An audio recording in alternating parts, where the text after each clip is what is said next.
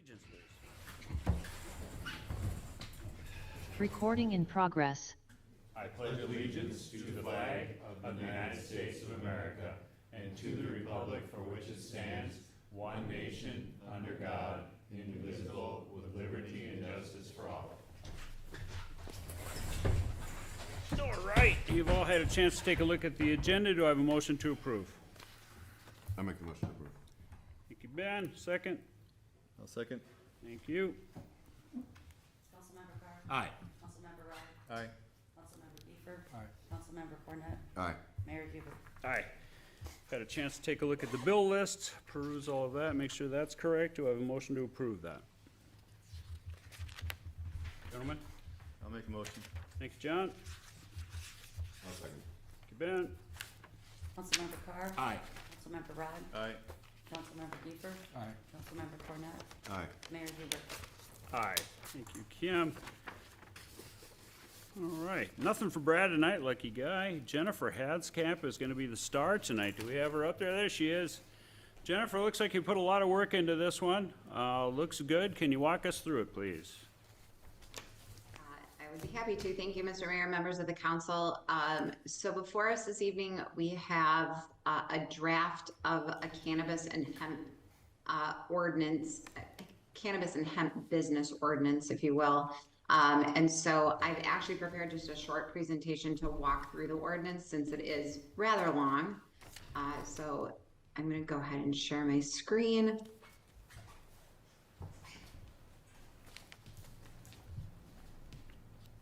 All right, looks like we're up and running. So just by way of a little bit of background with respect to the ordinance that's before you this evening. So in 2023, the city adopted a moratorium on cannabis and hemp-based businesses. That moratorium was essentially enacted or permitted by state statute.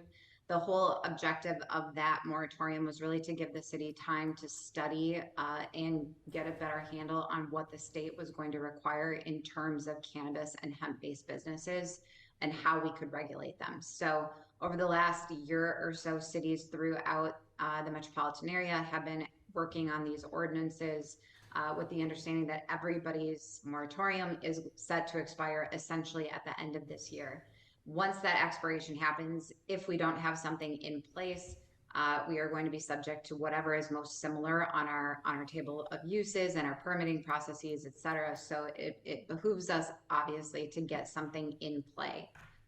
The one thing I will say, which will come up a little bit as we go through this process or go through the ordinance, is that the state still has yet to adopt its rules. And so in all likelihood, the draft ordinance that's in front of you this evening will probably have to change, if I had to guess, because there's been a lot of questions that have come out of several municipalities that have started this process.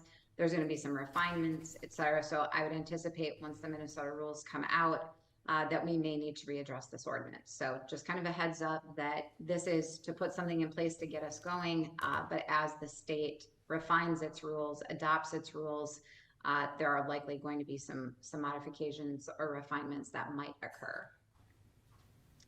So the ordinance that is in front of you this evening essentially has two components. We've got the first, which is the actual registration portion of cannabis and hemp-based businesses. The second being the zoning regulations. So these are two separate parts of the code. So the first one obviously is sort of in the same section as where we have licensing when alcohol or businesses that have alcohol licenses, et cetera. It falls under this particular section of the code. That's going to be similar here in terms of the hemp and cannabis-based businesses, what that registration process looks like. The second adjustment is going to happen to the zoning portion of our code. From that respect, that is why we do need to have a public hearing on the item because we are making some of those adjustments to the zoning section.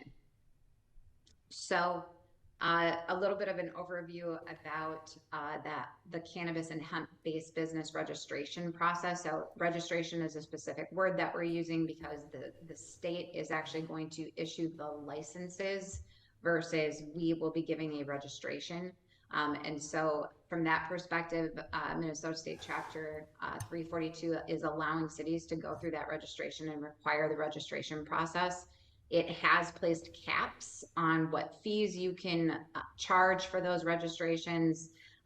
And so it's not a free-for-all from our perspective in terms of what we can charge, but we will have to make those amendments to the fee schedule in January when we address our full fee schedule. But from that perspective, the state statute is saying that we can go through this registration process. So what we've drafted actually says that all cannabis and hemp-based businesses must register. It doesn't matter whether or not you're a retail establishment or you're a cultivator, for example, you're going to be required to register with the city. So there's been a lot of talk about whether or not we can cap the number of businesses or the types of businesses that are in the community or potentially might come to the community. The state statute's pretty clear that you have the ability to cap or have a minimum maximum, if you will, on the dispensaries or the retail locations.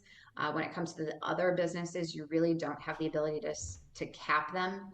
So because the state statute allows us to, in terms of the retail dispensaries, we have proposed in your ordinance that we would cap the number of retail dispensaries at one registration for 12,500, which is what the statute allows us to do.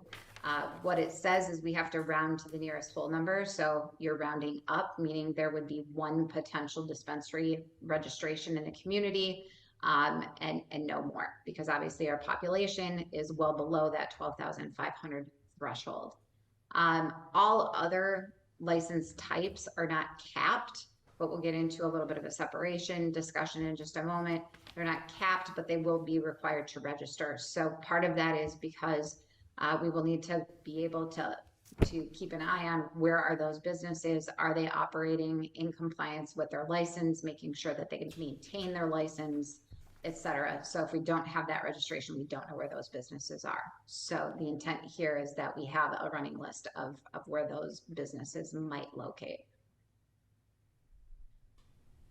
So that's an overview of the registration process. Then when we would jump into chapter 32, which is our zoning, this section we go through and we do add several definitions that mirror or are consistent with the state statute. You might have noticed that if you look at the description or the definitions, we're not using license types. We're actually using the use type. The reason for that is because the license types, a couple of them in particular, the micro business and the meso business license types are what they call vertically integrated, meaning they can do multiple uses under the same license type. So the micro business, I think, is a really good example because they've kind of related it sort of to a brewery, if you can think of that as but it's a brewery for cannabis, if you will. And that it could be a location that has the ability to cultivate, manufacture, do some processing, and then also has a retail location associated with it. So we have similar types of businesses to this in the community. And so from that perspective, that vertical integration of that license type really requires us to talk about each of those uses and where and what zoning districts each of those uses might be permitted. So that is where the definitions came from in the draft. So you can see here we separated it into cannabis cultivation, so obviously growing, dispensary, that's the retail locations, manufacturing and laboratory, wholesale distribution and storage. As you can see, these are very similar to the uses that are on the table of uses already. They are just specifying them for cannabis. Hemp businesses, lower potency hemp edible manufacturer, and lower potency hemp edible retailer. So these are all very similar to what the license types are, but are really talking about the uses or what business activities could occur on a particular property based on the zoning district. So on our table of uses, we added those use types and then put into whether they are permitted by interim use permit or just permitted by right, certificate of compliance, et cetera, which we'll pull up the table in just one moment. But the intent really here was to mirror uses that are of similar nature that are not cannabis necessarily and follow the same sort of permitting process. So most of the attorneys I've talked to basically said, you know, if you permit a retail use, for example, by right, then you should really permit a cannabis dispensary by right. In our case, we're not quite that simple because it's grant and we've got a little bit different land use pattern. But essentially we were looking for patterns of what do we already permit, and do we require a conditional use permit or some other permit, land use permit type, and then that would be the similar type of permitting process that we would require. So if we look at the table of uses, for example, cannabis cultivation, you'll see that across the line, it's not permitted indoors, except for in the general business where it would be a conditional use permit. That's getting at if somebody or an operator came in and had a micro business license type and was vertically integrated, they could have basically the indoor cultivation, the dispensary, the retail dispensary, and they could have some manufacturing. It would all be only permitted by conditional use permit in the general business district. That retail endorsement of that micro business, for example, would then also count towards the one retail dispensary license registration, and you would not have to allow any other retail locations within the community, as an example. So like outdoor cultivation, obviously we have agricultural production throughout the community. In this case, we have said a certificate of compliance would be required because we've added some performance standards for if somebody did an outdoor cultivation, that they would need to have some of that cultivation area set back from property lines.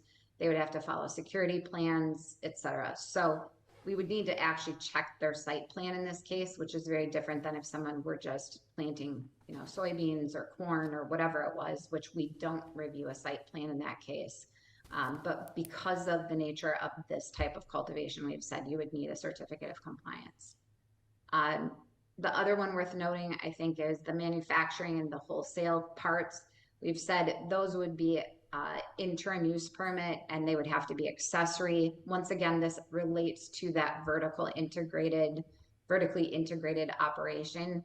The idea, once again, that a cannabis micro business would be similar to, for example, the wineries that we have in town, or would be similar to some of our like axe stalls or those types of sort of agro businesses that also have a retail component and might be doing some processing on site. So treating it in a similar way, but requiring it to be an interim use permit because as you guys know and remember, when we put the IUP in place, the idea is that it can be time delimited. Under an IUP, it can be assigned to a specific operator, would not run with the land. And in this case, because of the nature of the business, that it's cannabis, we likely would not want it to be a conditional use permit. So that is the difference of why we said IUP in this case. So in addition, we added some performance standards that are specific to cultivation activities and then also retail activities. You may have noticed if you read it, that it's very similar to some of our other similar or categories, if you will. So for example, the outdoor cultivation would require that you have 20 acres minimum. If you've got a retail vertically integrated operation, you would kind of have to meet those same off of a county or a state road, 20 acres, et cetera, because obviously you may have folks that are coming to your property in that case. So from that perspective, we've added some of those performance standards to mirror what some of our other standards are for business types of uses that are in our areas that aren't necessarily the general business district. A couple of other things that are within the zoning amendments include requiring 1,000 feet of separation between any cannabis businesses. We did put an exception if it was cultivation only, meaning if it was just an agricultural field, that would be accepted. But if it's anything else, that there would have to be 1,000 feet of separation between any cannabis business. I will say that this has been discussed numerous times from different attorneys. The statute doesn't specifically allow you to do this, but lots of cities are putting this type of standard in to try to prevent sort of clustering of cannabis businesses. And so it remains to be seen how that plays out. But essentially, a lot of cities are putting this this sort of separation between businesses to try to dilute the pool, if you will, and make sure that you don't have a heavy concentration of cannabis businesses in one area. The statute's also very specific that retail dispensaries, you can put buffer setbacks, but it puts in specifically the maximums you can put. So in this case, it's 1,000 feet from schools, which we did include in the draft ordinance. 1,000 feet is the maximum buffer distance that the statute allows, and 500 feet for residential treatment facilities. Once again, we did put that into this code as well.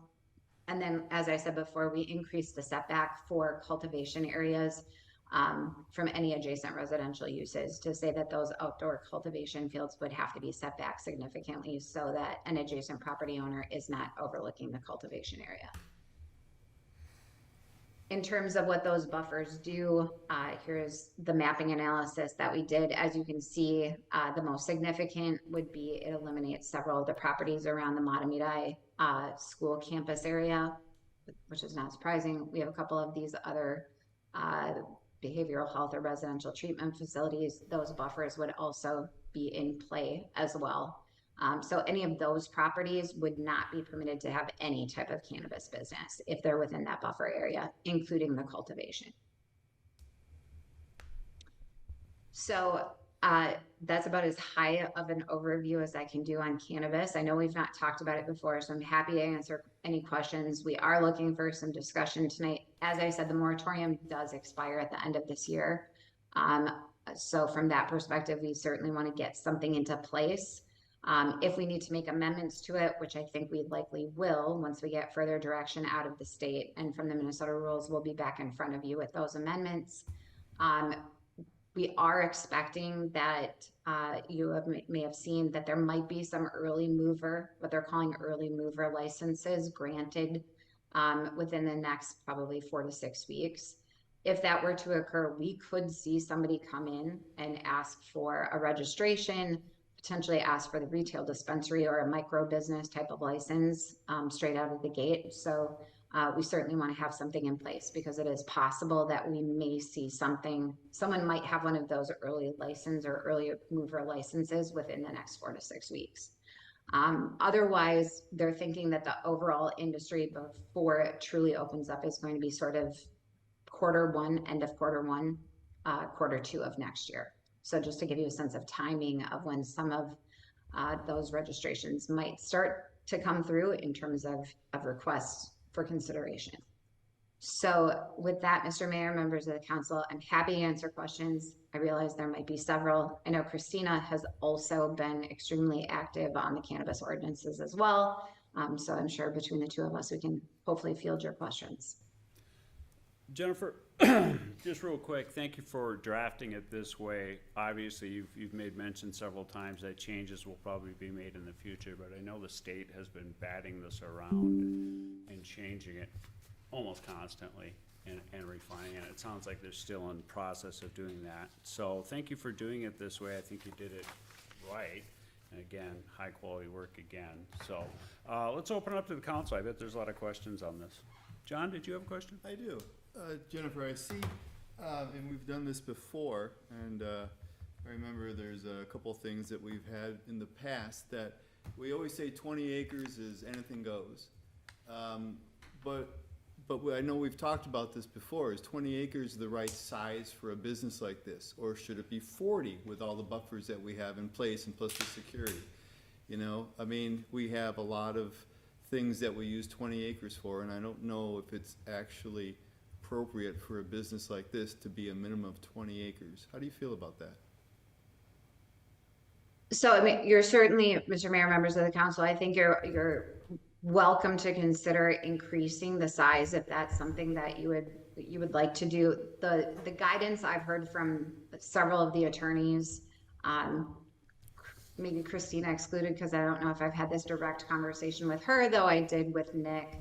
The guidance that I'm hearing from most of the attorneys is you need to treat this the way you would treat any other business that is similar in nature. So if you ignored the fact that they're growing cannabis, for example, we've got a winery. If we treated the winery and said the winery is 20 acres, that really that the micro business would be of similar business type, and therefore it's perfectly acceptable to put the 20 acres on that because it's similar to what we've required for the farm winery.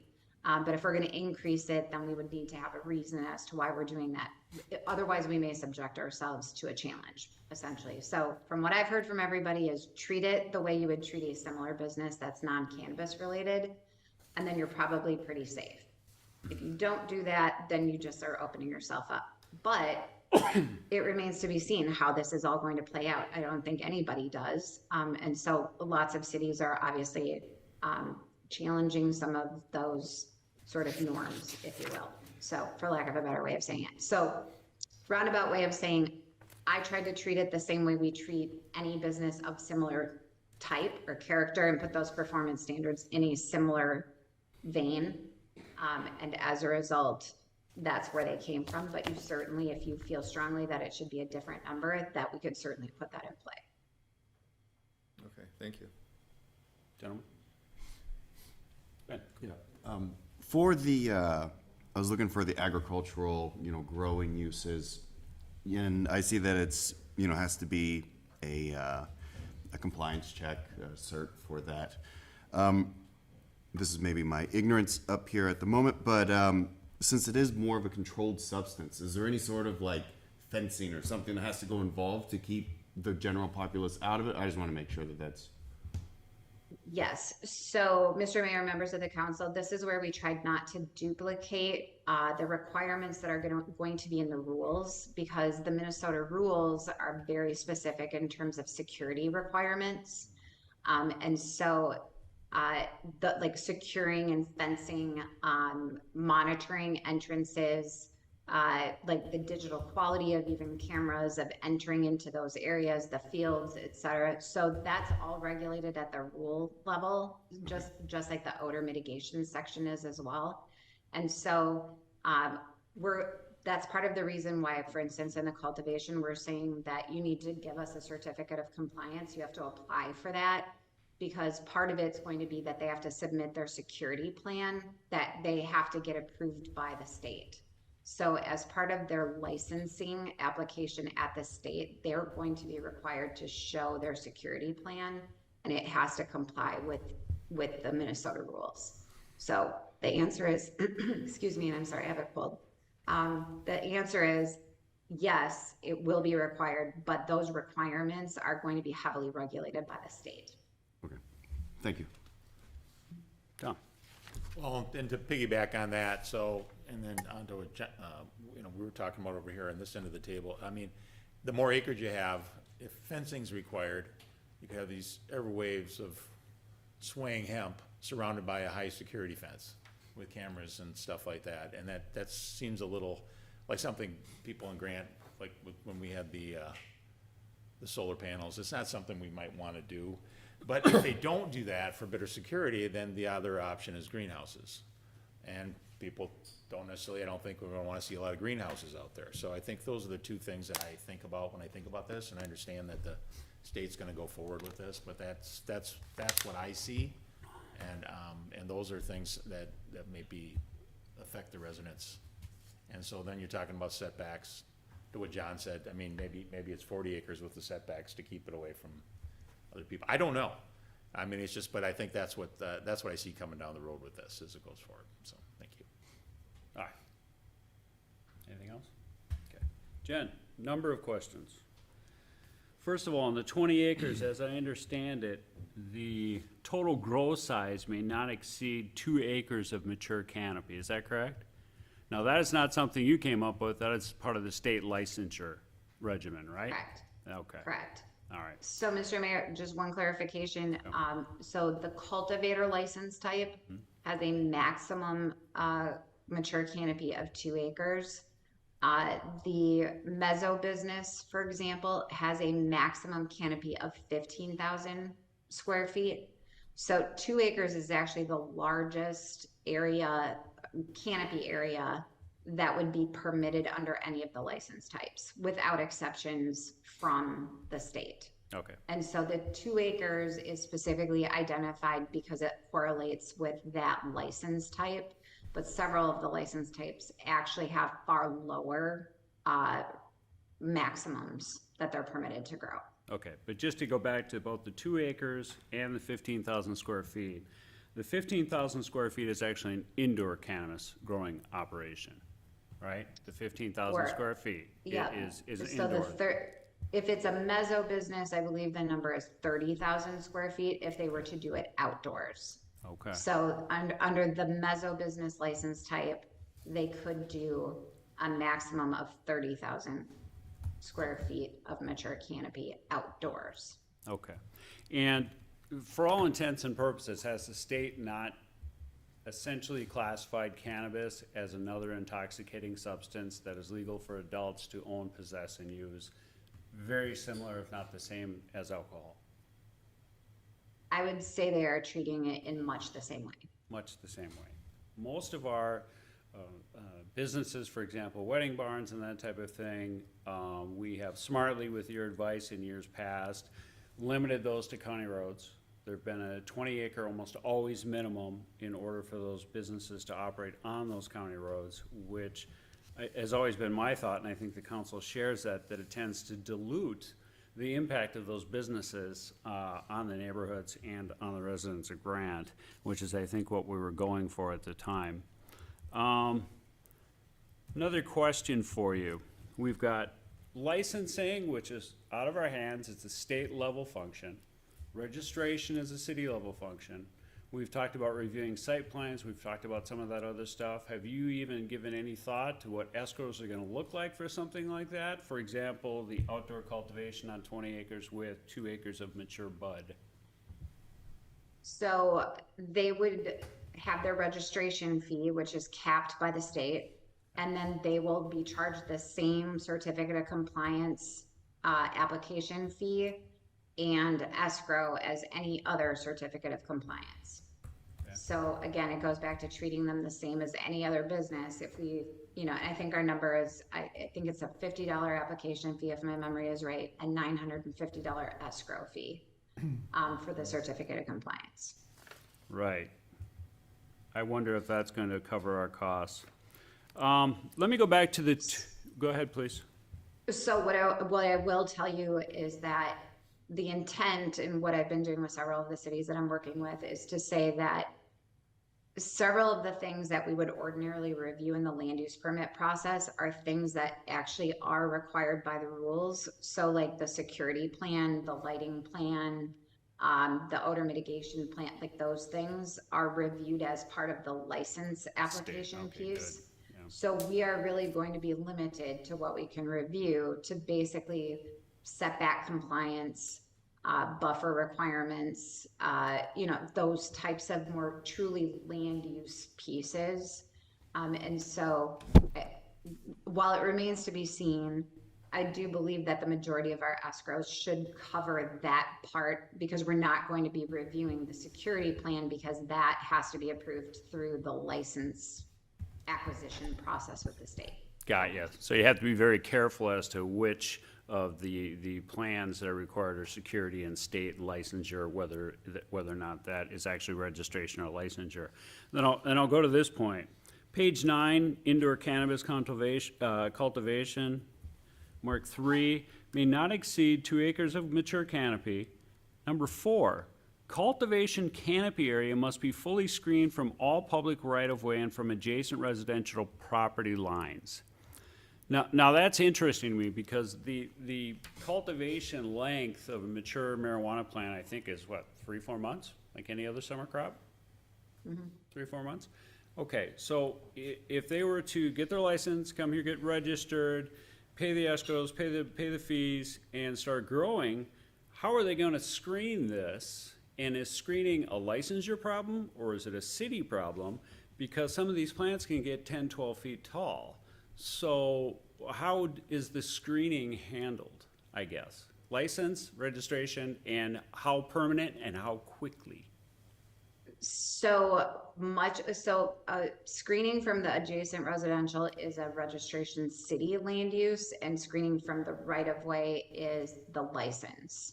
So I believe that the license specifically says that you can't see the active cannabis production from a public right of way. So, again, that would be, you know, do you have a row of arborvitae that are shielding and screening that? Do you have and of course, I don't know how the state's going to regulate that either in terms of how timely that has to occur. I can't answer that for you because I don't know. Right. But from our side, I would say just like anytime we've said something needs to be screened, we usually say you can't put a seedling in, you're going to have to put something more substantial than that. And within a certain number of, you know, years or seasons or whatever, it needs to reach that maximum screening potential. And so once again, we would treat it just like any other, when we've required screening in the past, the same types of conditions would be applied to it, and we would follow the same types of standards for timing. I would agree with that, and I would disagree with that in the sense that the state has put that in their purview mostly, and we're talking about a very different agricultural product that is, again, 12 feet high. So putting in 12-foot high arborvitae is going to be probably cost prohibitive. I'm concerned about that screening portion, and I hope the council keeps that in mind as they go forward and starts doing these registrations. Because, you know, John's point comes to the forefront when you start talking about them complying with those screening requirements. Will there be time on 20 acres? If there's 2 acres, is it gonna be made to be in the center? Maybe the 20 acres has a bunch of ponds on it and has to be 300 feet from the road. That's where your 40 acres maybe kicks in, but I understand exactly your point as treating it as other businesses that handle intoxicating substances. So it's a good protection for the city. I see that. I'm just pointing it out to the council. It's gonna be a problem later on. So again, I do want to make the distinction though that the right of way, visibility from the right of way is the licensing part. Yep. The screening from adjacent residential is a different, like the state is not regulating that to the same extent. So just as a minor point of clarification. Yep, nope, I do understand that point. Perhaps I communicated it incorrectly, but I do understand that point. And again, it brings me back to John's 40, but we're gonna, unfortunately, as you said, expose ourselves to liability if we're not treating it the same as other businesses peddling intoxicating substances. Let's go to 5.7 compliance checks. The city shall conduct a minimum of one unannounced age verification compliance check per calendar year at each cannabis retail business. Of course, we're gonna have one. Age verification compliance check shall involve persons at least We can do it, or the sheriff can do it. Have any of the county sheriffs been volunteering resources across the state with this new legislation to handle these compliance checks? Yes, so actually I've heard of a couple different, so I've heard of sheriffs volunteering. I actually was in a city last week where there's a organization, a nonprofit that's focused on like tobacco compliance and does the same types, will do the same types of checks. So there's various agencies that we could look at contracting with, including the sheriff, obviously communicating with them. But from a statutory perspective, we're required, the language that's here is actually what you have to do. And so we really don't have a choice. And then it's going to be truly figuring out who is doing that compliance check. But there are various agencies, nonprofits, et cetera, who are volunteering that. But we will need to identify who's going to do it. Right. I just want to make sure as a city that's contracting law enforcement that is also able to be contracted out to them, and the city does not have to take that on as an independent function of any kind. Just one further question for you on this. The retail hours of operation, 10 a.m. to 9 p.m. Are you going along with, is this something that we did? Is this something the state did? I guess I don't know where this State comes from. statute. That's State our- statute. So that they went is with liquor the- store statute. That is the maximum minimum, or the minimum maximum. You can't change that. Yep, okay. You could make it open till 2 a.m. if you'd like, but. Yeah. Yeah, well, that looks to me like liquor state law right there, liquor law. That's a liquor store. Sleeping. Yeah, hopefully they're out by then. Okay, you know, Jen, again, I think it's good work. It's as restrictive as the state law allows. It also does offer opportunity. But I think most discerning adults know that while it's also intoxicating, it's a different product than alcohol would be. So, you guys will have some challenges on this moving forward, but like you say, we can always modify it as the state starts to modify their rules, and then the city can move forward with our own modifications within those rules. So, other questions, gentlemen? I'm all done. Jeff? I have one question. Jennifer, you said the maximum indoor was 15,000 square feet, and that's irrespective of lot size, so I assume that it would just be the setbacks that would condition the size of the lot required for that 15,000 square foot. Yes, so, remember, the indoor cultivation is restricted only to the general business. So, Oh, good indoor, point, good indoor point. cultivation does not apply, like we've Okay. said, it's not permitted That- anywhere else. Makes my next concern a moot point, okay.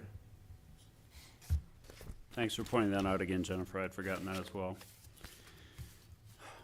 John, Tom, Ben? Yep. Nothing else? Okay. Mr. Mayor and council members, I would then be looking for a motion to open the public hearing.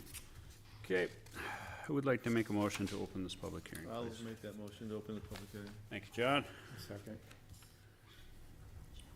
Councilmember Carr? Aye. Councilmember Rod? Aye. Councilmember Kiefer? Aye. Councilmember Cornet? Aye. Mayor Huber? Aye. Thank you, Kim. All those who have an opinion on this proposed ordinance are welcome to come forward and let us know what you're thinking. Calling once. One at a time, one Yeah, at a time. calm down. Calm down. No stampedes. There we go. Thank goodness. If you could give us your name, sir, and perhaps even write in your address there, if you wouldn't mind. Wayne Sarapo. We'll get you in the minutes. Wasn't planning on saying anything tonight, but I just wanted to say I'm always impressed with Jennifer and the excellent work she does. Very good presentation, and I think you folks will do a great job on the permit. So I have no concerns. I echo your comments on Jennifer. We're lucky to have her. We sure are. Thank you so much. Thank you, Mr. Sarapo. Calling one more time for public comment on this proposed ordinance. If I hear nothing, I would, So, Mr. oh, go ahead, please, yes. We do, I just want to make sure that we do have one member of the public who's in attendance virtually. Oh, thank I you. don't know if they have interest, please raise your hand, if you'd like to, say anything during public testimony. If you keep your hand not raised, we'll assume you don't have a comment, but I just want to make sure that they know, that they have the ability to do that. It'd be nice if we had those little hands on the screens the council could see. Mr. Virtual or Mrs. Virtual Listener, would you like to speak on this topic? Does not appear so, just Does wanted not to make appear sure. so. I would entertain a motion to close this public hearing. I'll make that motion. Thank you. Second. Thank you, John. Councilmember Carr? Aye. Councilmember Rod? Aye. Councilmember Kiefer? Councilmember Cornet? Aye. Mayor Huber? Aye. Thank you, Kim. Moving forward, it looks like we have an ordinance in front of us, labeled 202482. We've asked, I think, a good spread of questions.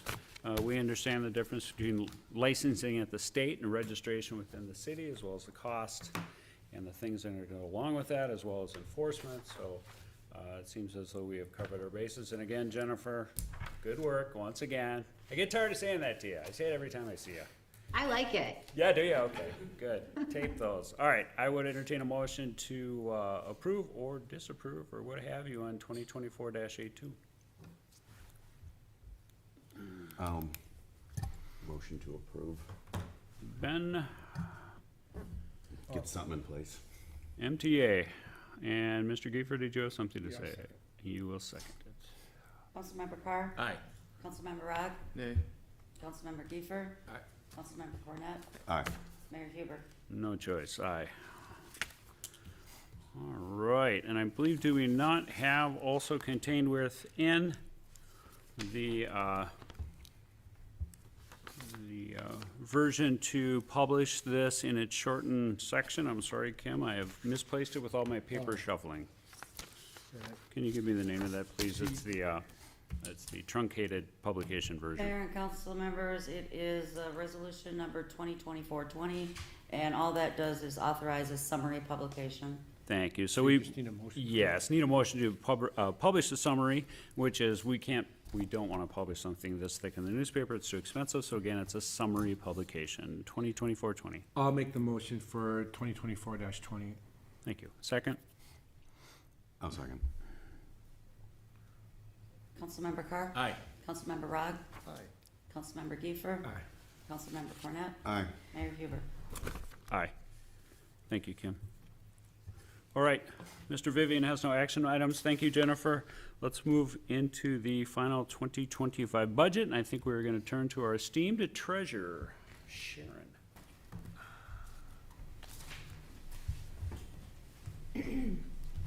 Mayor and council, thank you. At this time, we approve our final levy and final budget for 2025. The levy, as you all recall, can be lowered, but it cannot be increased at this time. And our levy increase percent is 5% this year, which is actually be a lower increase on our residents than the increase last year in dollar terms. And yes, John? John, ask a question, Just a please. quick question. What was Washington County's increase? I thought I saw that as 5.9, which you recommended for the city, didn't you? It could have been. Okay. I don't know what their final levy is. I did see that. So you were dead on with Washington County as well. So, good job. Thank you. Yeah, what's the total amount of that levy, Sharon? It is on your resolution. And resolution, general fund budget. And the levy, which is resolution 22, is $1,507,910. Okay. And for the resolution 21, which is the final budget, Right. it is, where did it go? $2,058,466. Good, real good. And I will explain the 5%. The council has to start making some decisions based on the reserves that the council holds and the expenses that we are faced with. The council, like any other family out there, is experiencing inflation in labor, fuel, everything else that we do, whether it be copy paper or heating this building. So without 5%, the council decided that we would be unacceptably eating into reserves that as a small city are really all we have in case of an emergency, a problem, a tornado, whatever. We get 100 trees down, we're gonna need that money. We're gonna need it right now. So that was the decision-making of the council, which I happen to fully agree with. And with that said, I would look for someone to make the motion on resolution 2024-21, which is our budget. And if you could just read out the number of that budget, the year and the resolution number for your motion, I'd appreciate it. Sure. I'll move to approve resolution 2024-21 for the final budget, general fund budget in the amount of $2,058,466. Thank you, John. Do I have a second on our budget resolution, please? Second. Councilmember Carr? Aye. Councilmember Rogg? Aye. Councilmember Kiefer? Councilmember Cornett? Aye. Mayor Huber? Aye. Thank you, Kim. And as Sharon laid out for us really quickly, that 5% comes to a levy amongst all of our residents and all of our properties of $1,507,910. And again, that is a lower impact on a dollar-for-dollar basis than it was earlier, and Sharon did the magic on that one. I'll let you talk to her on the magic there. So, but I trust everything she says. So I'm looking for a resolution motion for 2024-22, the final levy certification with the amount called out, please. I will move to approve resolution number 2024-22 for the preliminary levy certification amount of $1,507,910. Thank you, John. Do I have a second? No second. Thank you, Ben. Councilmember Carr? Aye. Councilmember Rogg? Aye. Councilmember Kiefer? Councilmember Cornett? Aye. Mayor Huber? Aye. Thank you, Kim. Mr. Cornett, you are our newest council member, so you get the dubious duty of reading out every liquor license that we have. The resolution number, and Kim, would you also like the name of the business or just the resolution number? The resolution number is sufficient.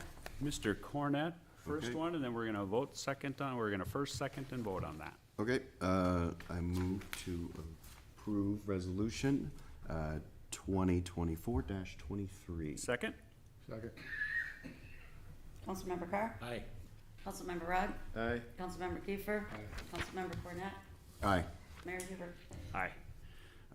I motion to approve resolution number 2024-24. Second. Councilmember Carr? Aye. Councilmember Rogg? Aye. Councilmember Kiefer? Aye. Councilmember Cornett? Aye. Mayor Huber? Aye. I move to approve resolution number 2024-25. Second. Aye. Aye. Somebody's in a hurry. Aye. Aye. Aye. Yeah. All right, I move to approve resolution number 2024-26. Aye. Second. Aye. Yeah. Aye. Aye. John? Aye. Aye. There you go. All five of us. I motion to approve resolution number 2024-27. Second. Aye. Aye. Aye. Aye. Aye.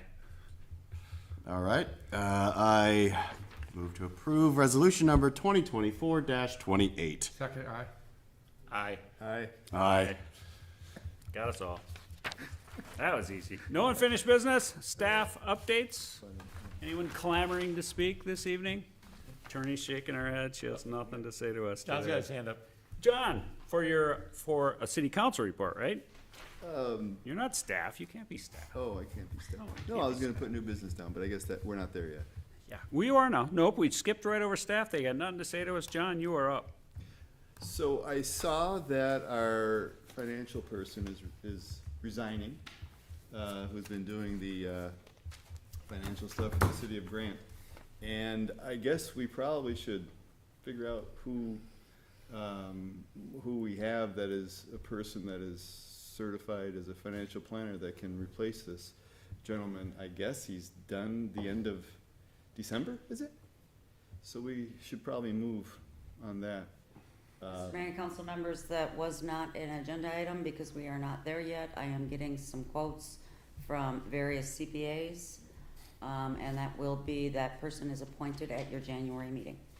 So I think it's a good reminder to be thinking about it, but not quite there yet. Yeah. Will we get the resumes as we did for, when we got the, person to do all the, real estate Assessor? assessor? Yeah, but if they submit that, basically, yeah, if they do that. Okay. It basically, I mean, we're asking for pricing. And, you know, when we went over the staff, replacing staff, he's gonna be one that's very difficult to replace. At that cost. And we should also just note that he did it for nothing, 4 years. Okay. Yeah. All right. I just saw that he was resigning, so I thought I'd bring it up. Sounds good. Yeah, no, we got the other stuff covered. No, we're good. Anything else? Okay, real good. Community calendar. Tom, you wanna read the community calendar for us? Absolutely not. Absolutely. Go ahead. Give it to us, Tom. I haven't done it in a while. I'm not Loud doing it and now. proud. I'll do it. Oh, no, we're gonna have Tom do it. No, we're not. Come I'm on, not gonna do it. Matamita Public Schools Board meeting Thursday, December 12th, and December 26th, Matamita District Education Center, 7 p.m. Stillwater Public Schools Board meeting Thursday, December 12th, Stillwater City Hall, 7 p.m. Washington County Commissioners meeting Tuesdays, Government Center, 9 a.m. Christmas Day, Wednesday, December 25th, 2024. Merry Christmas. Nice job. Motion to adjourn. Motion to adjourn. Second. Councilmember Carr? Aye. Councilmember Rogg? Aye. Councilmember Kiefer? Aye. Councilmember Cornett? Aye. Mayor Huber? Yes, and free at last. Thank you all for your service. That's the end of my